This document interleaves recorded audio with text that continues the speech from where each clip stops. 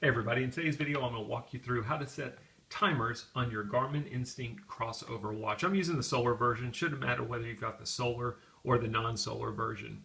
So with the timer, you've got a couple of different options on this watch. You can set what's called a quick timer, which basically just means you go in, you set your time, start the timer, let it count down, and that's it.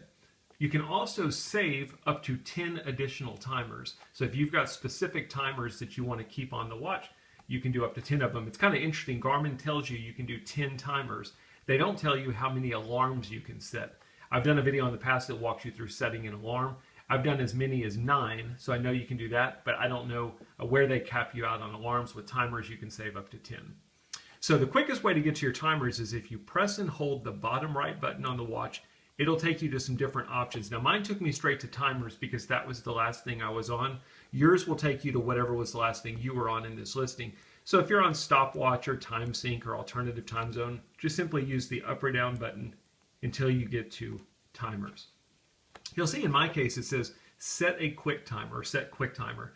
The reason it's showing me that is I have no saved timers. I've done no quick timer anything yet. We're going to press GPS and we'll go into our timers, and this is what's called a quick timer. A quick timer is basically, we're just going to set our hours, minutes, and seconds. Now, it dumps you on minutes. I'm not real sure why they do that. I'm assuming they're thinking you don't want a timer that's an hour or too long, but if you wanted to do an hour or longer timer, you can simply press the back button and it will take you to hours. You'll notice this up and down arrow. I can use the up or down button to adjust my hours up or adjust them down. Press GPS once your hours are set. It'll take you to minutes. Again, I can use the down or up button to set my minutes. Press GPS again, it will take you to seconds. So if I wanted a 5-minute and 5-second timer, I've got it set. Press GPS again, and we've just built what's called a quick timer. I've got my time. This here is showing my current time. So if you're in your timer mode, you can always see your current time as well as your elapsed timer. If I wanted to start this timer, I can simply press the GPS button. You'll notice my timer is now counting down. I can press GPS again to stop it. And then you'll notice this little icon down here at the bottom left. That would be if I wanted to reset the timer back to the start time. There's also 3 little dots over here on the left-hand side. If I press the GPS button, that will take me into my options for this timer. If I wanted to adjust the time, I could press GPS. It will take us right back into what we saw before, where I could adjust the time on it. I can save the timer.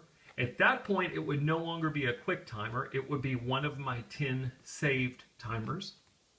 I can choose whether to auto restart the timer. So what this would mean, in my case, I've got a 5-minute and 5-second timer. Once the timer elapses, does it just automatically restart the timer again or not? You can simply toggle that on or off. And then I can choose my sound and vibration settings. Now mine is set to none. If I press GPS, none would basically mean a silent timer. You've got a timer on your wrist.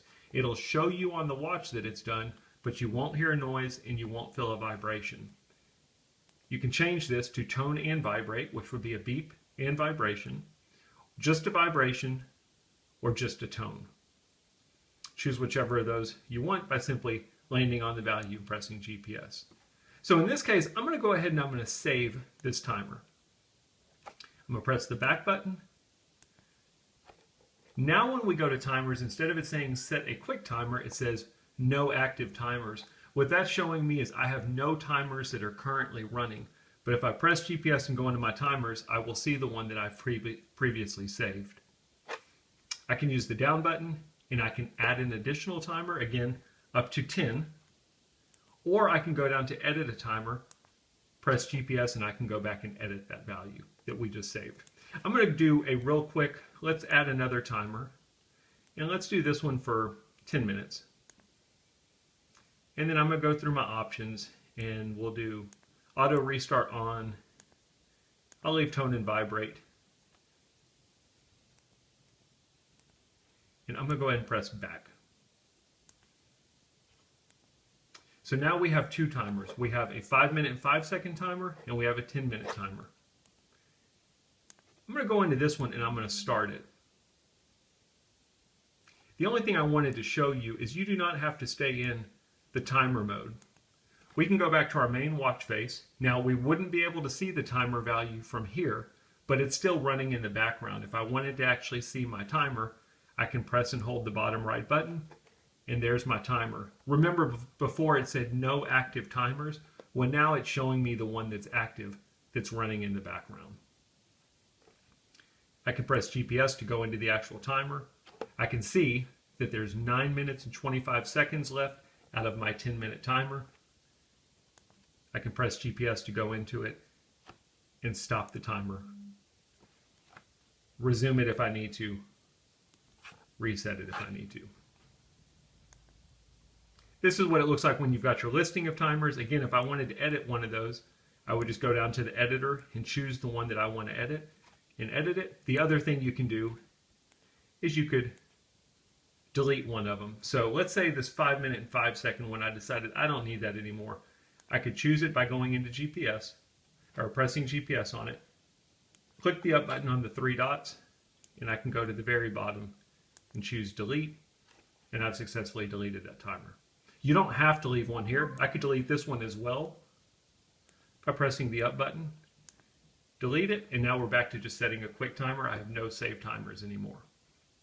Pretty simple stuff. That's how you do it on the watch. The one thing I did want to mention is you can also build your timers in your Garmin Connect app and simply sync it over to the watch and use it all on your cell phone, and then you would have them on your watch without having to touch the watch at all.